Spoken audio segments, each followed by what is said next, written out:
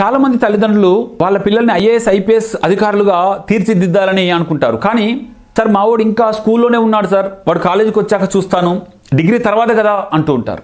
అదే IIT foundation అయితే 6వ తరగతిలోనే స్టార్ట్ చేస్తారు. అలాగే స్పోర్ట్స్ ఏదైనా ఇంట్రెస్టెడ్, క్రికెట్ కానీ, అది వాలీబాల్ కానీ, చెస్ కానీ, టెన్నిస్ కానీ, ఇలా ఏ స్పోర్ట్స్కి వెళ్ళాలన్నా వాళ్ళు స్కూల్ డేస్ నుండే స్టార్ట్ చేస్తారు.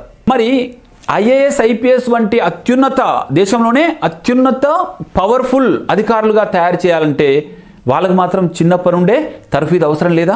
స్కూల్ డేస్ నుండే వాళ్ళకి కావలసిన బేసిక్ ఇన్ఫర్మేషన్ ఇప్పించవచ్చు.